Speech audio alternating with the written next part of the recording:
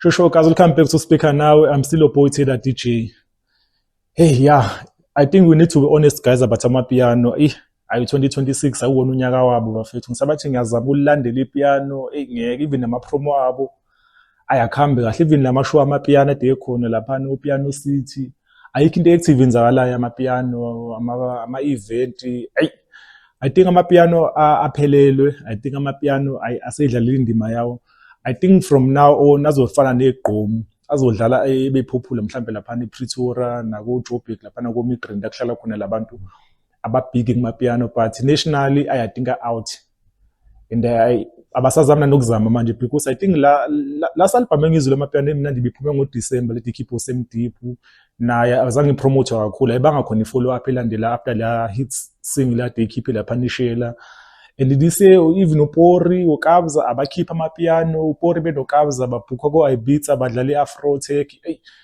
I think ikusasa lamapiano liyafiliza ngempela, so angazi ukuthi lo nyaka uyophela ese-dominant because already kuma-charts laphana mathi sibheka ama-music charts laphana amapiano uMaskandi wabakhahlela wababeka le i-Afro even kwayona i-Afro Tech nayo ifikile but ayikho le dominant yona ile-kompo ngapha, so I think amapiano abe dominant from 2019 but ayikulonya ngathi akhambi kahle.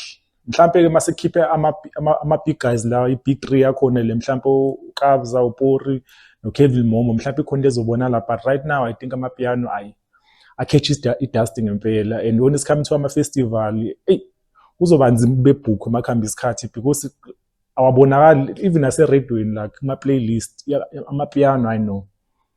But abemnandi bafana so bakhumbula ngama-dance, so bakhumbula ngama-challenge la ku-TikTok abemnandi amapiano, but manje aya-underground na igqomu like la experience lento lona igqomu laba nebhadi ngoba laba dominant mhlambe iminyaka emibili if I'm not mistaken because amapiano avela vuka after igqomu lithathi liyaphakama lapho so lashona phansi. So now I think asezoba nje into yaseGoli nasePretoria lapho into ethe, but njoba la ko-Eastern Cape njoba ngikhuluma nawe KZN so kambaluza nanemoto endlula idlala ipiano wonke umuntu udlala uMaskandi manje. I think nje kulonyaka uMaskandi ubahlephule kakhulu, so ngiworried ngamapiano because ngiyayithanda into yamapiano because asuka from iKwaito and iKwaito i-genre se-South Africa straight laphana, so nginalo uthando oludeep lamapiano nanendlela nje relaxe ngayo ukuthi yabo even wathina abantu abangathanda ukudansa abahlalela phansi be-relax Sunday kumashisa nyama. I think ipiano belidominate kulezo ndawo, so masekhamba ipiano angiyiboni sedlala uMaskandi kumashisa nyama la ku Sunday chill edlala uMaskandi like even kwayona Afro Tech nayi too fast ku Sunday kumele relax, so ipiano nje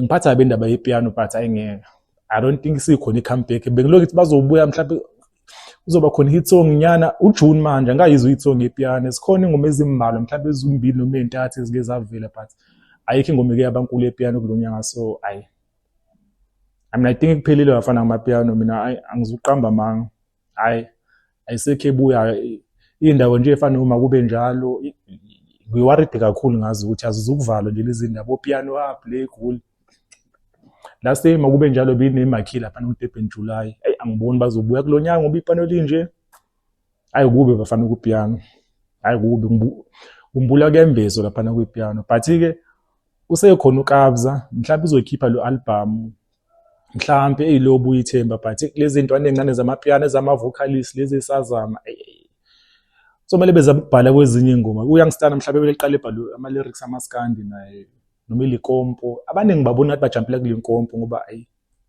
akuthafu kubi, but mhlawumbe wrong-ke